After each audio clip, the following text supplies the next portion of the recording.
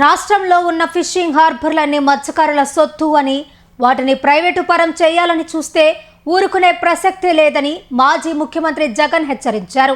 జువలిదిన్న fishing హార్బర్ను పరిశీలించిన ఆయన మత్స్యకారులతో ముఖాముఖి నిర్వహించారు. తాము అధికారంలోకి వచ్చిన వెంటనే జువలిదిన్నలో ఏర్పాటు చేయబోతున్న ప్రైవేటు డిఫెన్స్ కంపెనీని తరలిస్తామని జువలిదిన్నలో ఆయన ప్రకటించారు. తమ సమస్యలు చెప్పుకునేందుకు వచ్చిన మత్స్యకారులతో జగన్ గంట పాటు ముఖాముఖి మాట్లాడారు.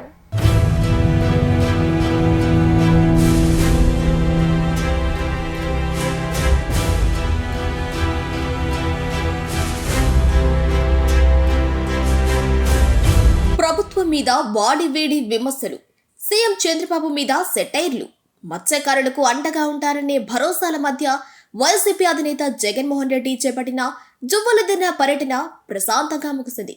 నెల్లూరు జిల్లా బోగోలు మండలం జువ్వలదిన్నలో ఫిషింగ్ హార్బర్ను పరిశీలించిన జగన్ అక్కడి పరిస్థితులను, హార్బర్ను ప్రైవేటు పరం చేసేందుకు ప్రభుత్వం తీసుకుంటున్న చర్యలను స్థానిక నేతలను అడిగి తెలుసుకున్నారు.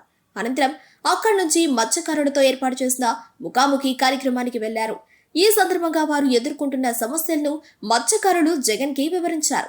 సాగర్ డిఫెన్స్ ఇంజనీరింగ్ సంస్థకు హార్బర్ భూములు ఇచ్చారని, బోట్లు చోరీ జరిగాయని, తమిళనాడు మత్స్యకారులతో ఇబ్బందులు పడుతున్నామని ఆయన దృష్టికి తీసుకొచ్చారు. వీరి సమస్యలు ఉన్న జగన్ ప్రభుత్వ తీరుపై ఆగ్రహం వ్యక్తం చేశారు.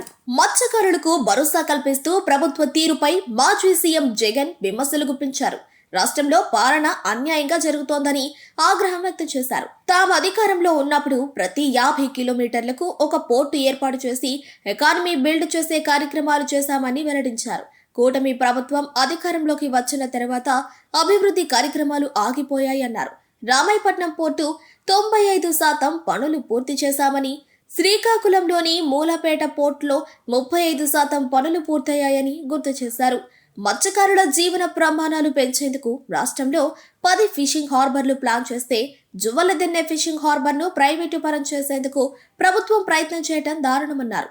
మా ప్రభుత్వంలోనే జువ్వలదిన్నె ఫిషింగ్ హార్బర్ పూర్తయితే ఇప్పటి వరకు హార్బర్ను ఎందుకు మొదలు పెట్టలేదని జగన్ ప్రశ్నించారు. మత్స్యకారుల జీవితాలను కూటమి ప్రభుత్వం చిన్నాభిన్నం చేస్తోందని ఆగ్రహం వ్యక్తం చేశారు.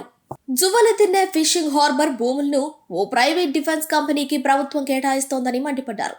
హార్బర్ భూములను ప్రైవేటు వాళ్ళకి ఇచ్చి మత్స్యకారులకు అన్యాయం చేయటం సబబేనా అంటూ చంద్రబాబు నాయుడు ప్రశ్నించారు. డిఫెన్స్ కంపెనీకి కావాలంటే కృష్ణపట్నం పోర్టులో ఇవ్వచ్చు కదా, ఫిషింగ్ హార్బర్ భూములు ఎందుకు ఇస్తున్నారు అంటూ ప్రశ్నించారు.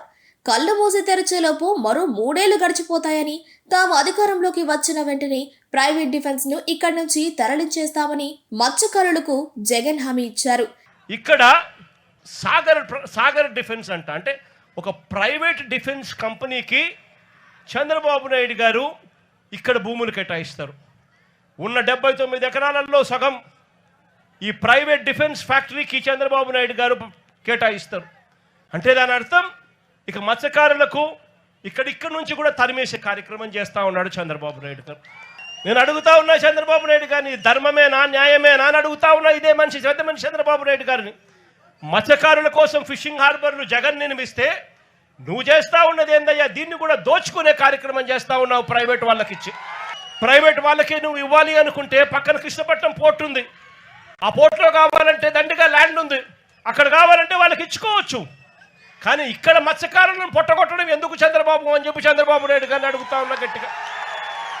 చంద్రబాబు నాయుడు గారిని గట్టిగా వార్నింగ్ కూడా ఇస్తా ఉన్నా. కళ్ళు మూసి తెరిచేసరికే మరో 3 ఏళ్ళు అయిపోతుంది. వచ్చేది వైఎస్ఆర్సీపీ ప్రభుత్వమే. ఈ ప్రైవేట్ డిఫెన్స్ కంపెనీని ఇక్కడ నుంచి షిఫ్ట్ చేస్తారని చెప్పి కూడా చెప్తా ఉన్నాం. ఇక్కడ ఫిషింగ్ హార్బర్ ఇక్కడే కాదు, రాష్ట్రంలో కడతా ఉన్న 10 ఫిషింగ్ హార్బర్లు అన్ని కూడా మత్స్యకారుల సొత్తు అని చెప్పి కూడా ఈ సందర్భంగా కూడా చెప్తా ఉన్నా. దీన్ని ఎవ్వరూ కూడా వాళ్ళ దగ్గర నుంచి తీసేయలేరు. చంద్రబాబు కాదు కదా, వాళ్ళ తాత కూడా తీసేయలేదని చెప్తా ఉన్నాను. ఇదే సమయంలో రాష్ట్రంలో జరుగుతున్న తాజా రాజకీయ పరిణామాలపై స్పందించారు.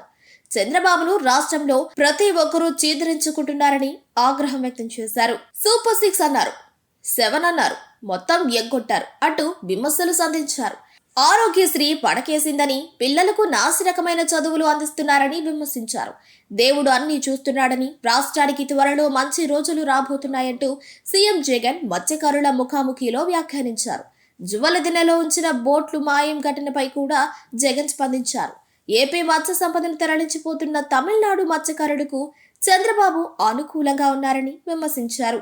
జువ్వలదిన్నెలో ఉంచిన 4 బోట్లను బీదా సోదరులు కుట్ర పన్ని విడిపించారని విమర్శించారు. బోట్లను విడుదల చేసిన రాజకీయ నేతలను ఇప్పటి వరకు అరెస్టు చేయకపోవడం దారుణమన్నారు.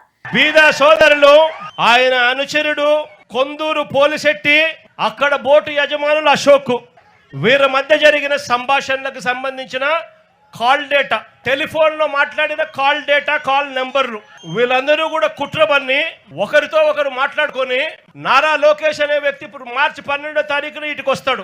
మార్చి 16వ తారీఖున ఈ బోట్లు ఇక్కడ నుంచి పోతాయి.